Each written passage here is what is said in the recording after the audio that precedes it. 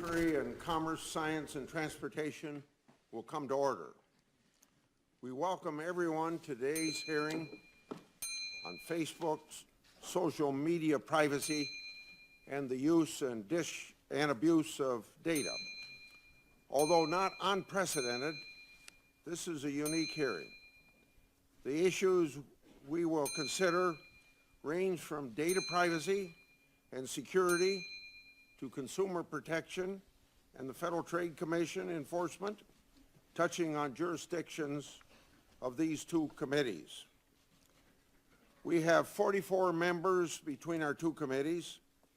That may not seem like a large group by Facebook standards, but it is significant here for a hearing in the United States Senate. We will do our best to keep things moving efficiently given our circumstances. We will begin with opening statements from the chairman and ranking members of each committee, starting with Chairman Thune, and then proceed with Mr. Zuckerberg's opening statement. We will then move on to questioning. Each member will have 5 minutes to question witnesses. I'd like to remind the members of both committees that time limits will be and must be strictly enforced given the numbers that we have here today. If you're over your time, Chairman Thune and I will make sure to let you know.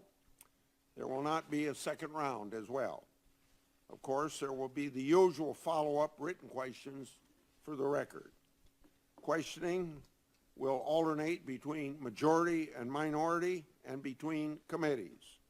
We will proceed in order based on respective committee seniority. We will anticipate a couple short breaks later in the afternoon, and so it's my pleasure to recognize the chairman of the Commerce Committee, Chairman Thune, for his opening statement. Thank you, Chairman Grassley. Today's hearing is extraordinary. It's extraordinary to hold a joint committee hearing.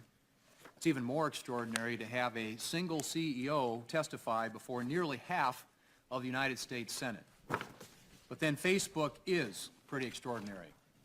More than 2 billion people use Facebook every month. 1.4 billion people use it every day. More than the population of any country on earth except China, and more than 4 times the population of the United States. It's also more than 1,500 times the population of my home state of South Dakota. Plus, roughly 45% of American adults report getting at least some of their news from Facebook. In many respects, Facebook's incredible reach is why we're here today. We're here because of what you, Mr. Zuckerberg,